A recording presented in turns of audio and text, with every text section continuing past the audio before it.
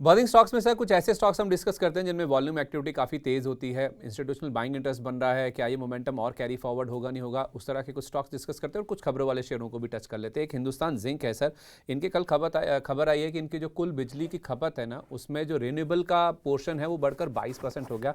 Interestingly FY26 के and तक देखें, FY26 में ये 18% के आसपास था, तो 4% का और इजाफा हुआ है।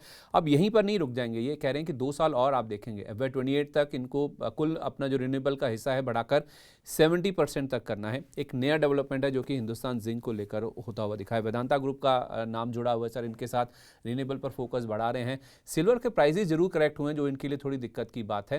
हिंदुस्तान जिंक को सर इन लेवल्स के आसपास कैसे अप्रोच करें?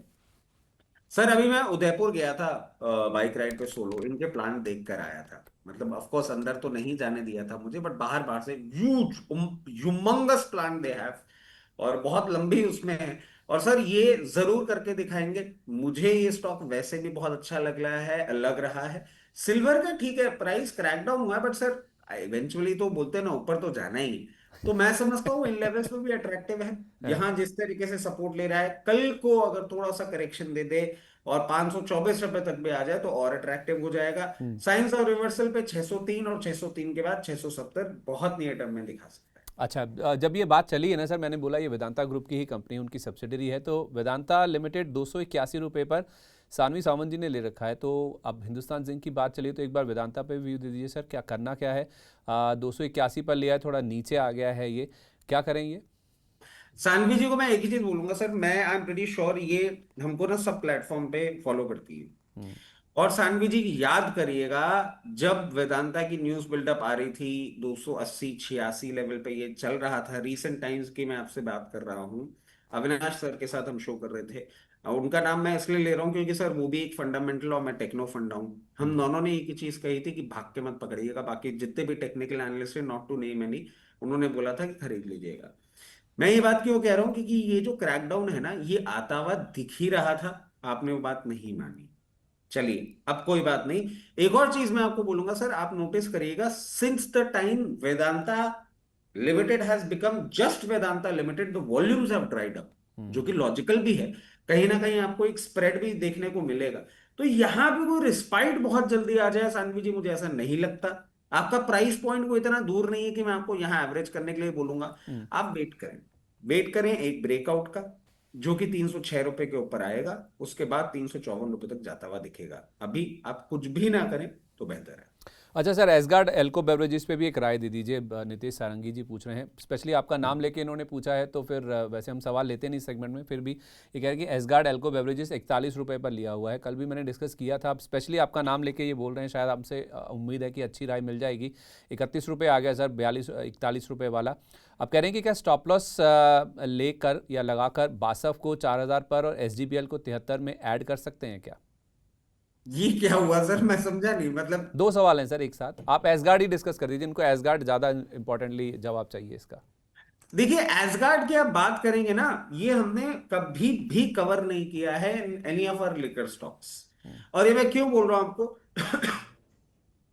प्राइस टू बुक वैल्यू से बहुत ज्यादा है इसकी। 376 रुपए का पीई है। रेवेन्यू इंप्रूव हो रहा है, बट इतना भी नहीं हो रहा है कि मैं इतना पीई मल्टीपल दे दूं। मतलब, और ये क्राफ्ट बियर और इन सब में ज्यादा है। बहुत ज्यादा बड़ा ना इनका वो भी नहीं है, प्रोडक्ट पोर्टफोलियो भी नहीं है। तो मैं तो आपको यही बोलूंगा, 35 से लेकर 42 तक की रेंज में जहां एग्जिट मिले, एक बार एग्जिट कर लीजिएगा। मैं बहुत ज्यादा बुलिश नहीं हो पा रहा हूँ, बाकी स्पेस में मैं बुलिश हूँ, but Asgard being an exception. BASF sir chemical space पूरा मूव कर रहा है। मेड भी गुजरात फ्लोरो और सारे के सारे हमने देख लिए। इसमें भी मोमेंटम है। बहुत स्ट्रॉन्ग सपोर्ट है 3853। उसके ऊपर जब तक मेंटेन कर रहा है, छोटा सा सप्लाई पॉइंट है 4200, उसको जैसे ही क्रॉस करेगा, बहुत कंफर्टेबली आने वाले दिनों में 4660 तक के लेवल दिखा रहे ठीक है, ओके सर, थोड़ा रैपिड फायर कर लेते हैं, मेरे पास समय कम बचा है। दो चार स्टॉक्स हैं डिस्कस करना बहुत इंपॉर्टेंट है। एक तो RIL को लेकर खबर आई है सर कि 10 लाख रुपए का इनके ऊपर जुर्माना लग गया सुप्रीम कोर्ट की ओर से। उसके ऊपर एक स्पष्टीकरण आया है कंपनी की ओर से, उन्होंने सफाई दी है, उन्होंने खंडन किया है मीडिया रिपोर्ट्स का कि 10 लाख का कोई जुर्माना नहीं लगा है। इनका कुछ मामला चल रहा था NTPC की गैस सप्लाई को लेकर, थोड़ी देरी हो गई थी, उसके खिलाफ इन्होंने अपील करी थी, वो खारिज हो गई थी, और उसकी जो कॉस्ट आई है, उसकी जो लागत है वो 10 लाख रुपये है, कोई जुर्माना नहीं लगा है, ऐसा कंपनी की ओर से सफाई आती हुई दिखी है। काफ़ी समय से अंडर परफॉर्म कर रहा है सर, 1300 रुपये के आसपास अटका हुआ है रिलायंस इंडस्ट्रीज। लॉन्ग टर्म ठीक है सर, बड़े बड़े टारगेट्स हैं, मैं पहले भी कई बार आपसे डिस्कस कर चुका हूँ। ये वैल्यू, ये जो लेवल है, ये कैसा है इन्वेस्टमेंट के हिसाब से? सर इन्वेस्टमेंट के हिसाब से देखिए यहां भी कर लीजिए, मगर इस हिसाब से करिएगा कि बार बार मैं बोल रहा हूं इसका अंडर परफॉर्मेंस ना एक बार 1180 लेवल तक लेकर आ सकता है सर। कब आएगा मुझे नहीं पता। और मैं भगवान से एक ही चीज मनाऊंगा कि तब ना हमें बाकी सारे के सारे उससे एक सपोर्ट मिल जाए स्टॉक से।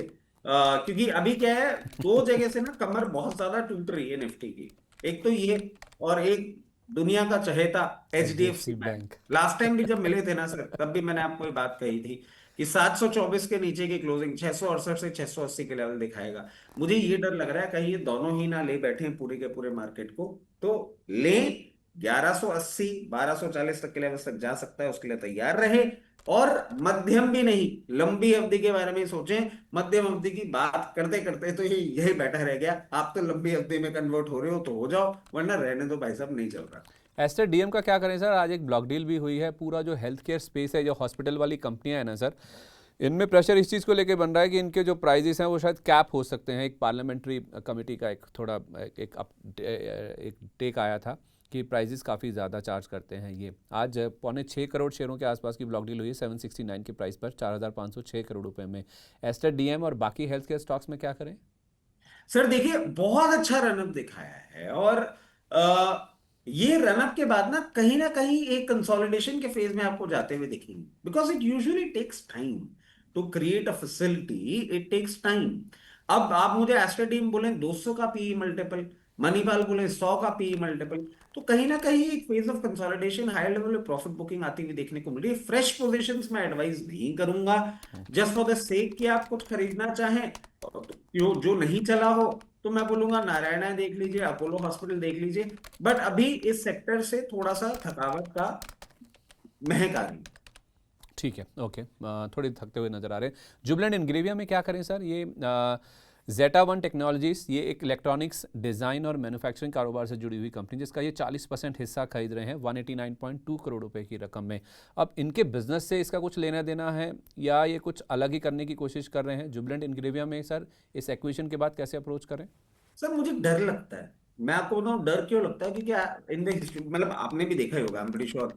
हम मतलब आप मेरे से थोड़े से ज्यादा सीनियर है मार्केट में, मगर हमने बहुत सारे ऐसे हिस्ट्री में केसेस देखे हैं कि जब ऐसा डाइवर्जन आता है ना बिजनेस में, या तो आपका साइज वैसा हो, आप इतनी बड़ी कंपनी हो, क्या कोई छोटी कंपनी एक्वायर करके उसका बिजनेस इंटीग्रेशन कर रहे हैं, आप खुद एक बढ़ने वाली स्टेज में 11,000 को टोटल कंपनी की साइज नहीं है आपकी।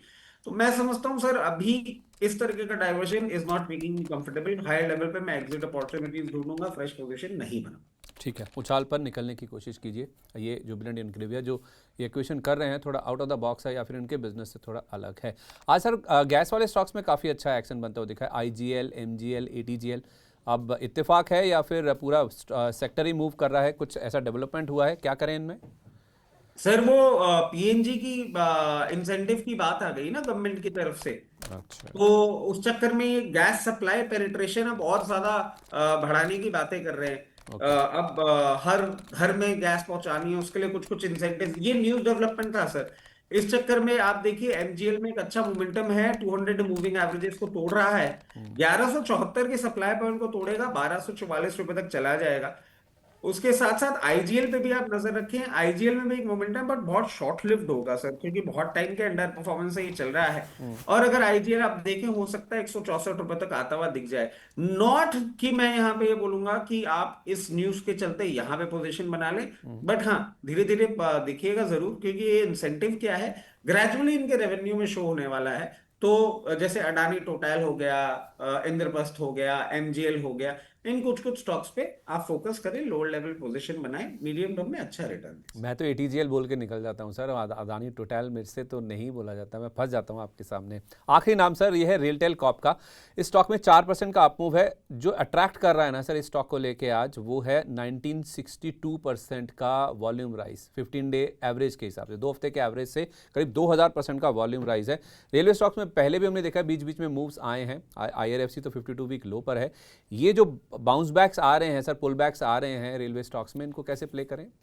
सर अगर रेलटेल को ही करे, क्योंकि रेलटेल ही आप देखेंगे ना, अप्रैल में भी इसने ऐसा एक मूवमेंट दिखाया था।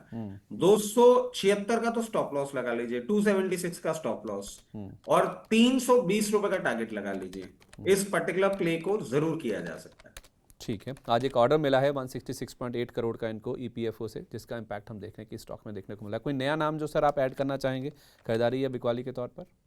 सर आज नहीं, क्योंकि जब ये दिख रहा है ना निफ्टी जिस तरीके से एक वो तड़प रही है 24,050 पे, मुझे डर ज्यादा लग रहा है। वो ये ना कि हीरो बनने वाली अभी सिचुएशन नहीं है, फालतू स्टॉप लॉस ट्रिगर हो जाएगा। वैसे ही हफ्ते में एक बार आ रहा हूँ, फिर अगली बार आऊंगा और ट्रोल हो जाऊंगा। तो सर अभी शांति से ही बैठता हूँ, एक बार देखते हैं ये लोग क्या करते 24,050 टूटा ज़रूर है, इंट्राडे में टूटा है, लेकिन क्लोजिंग इसके नीचे नहीं होनी चाहिए। ये हमें आज एक अच्छी चीज़ जानने को मिली है, तो इसको आप ज़रूर ध्यान में रखिएगा क्लोजिंग के हिसाब से। बहुत शुक्रिया आपका रची सर, अपना कीमती समय आज हमारे साथ शेयर करने के लिए। जिन भी स्टॉक्स पर डिस्कशन हुआ, बातचीत हुई है, उनमें कोई डिस्क्लेमर? सर मेरे को तो एक चीज ही मैं भूल ही गया था कि छोटे शेयर ऊंची छलांग सेगमेंट में हमने एक ही क्वेश्चन लिया था और उस पे पूरा का पूरा फ्रेमवर्क कर लिया था। I am so sorry for that. But sir क्या होता है ना, आपके साथ अब कम शो करने का मौका मिलता है ना, तो वो होता है ना कि जितने मैं अपने पैतरे दिखा दूं और जितना ज्ञान दिखा दूं, वो सारा का सारा एक जगह समराइज करने की कोशिश करता हूँ। बट सर चलिए, जोक्स अपार्ट, जितने भी स्टॉक्स हमने आपके चैनल पे डिस्कस किए उसमें मेरी पर्सनल पोजीशन है, मेरी फैमिली पोजीशन, क्लाइंट पोजीशन हो सकती है। जितने भी स्टॉक्स आपके चैनल पे डिस्कस किए हैं वो कंपनीज, उनके प्रमोटर ग्रुप कंपनीज हमारे क्लाइंट हो सकते हैं।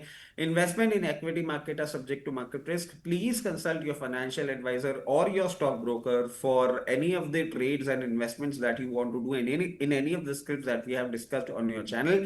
Uh, Certification of NISM, SEBI, and membership of all the exchanges do not guarantee the performance of the intermediary. Past performance do not guarantee or promise any future returns. As always, fun doing show. Thank you, sir. बहुत शुक्रिया आपका sir, thank you so much, wish you a very good day at.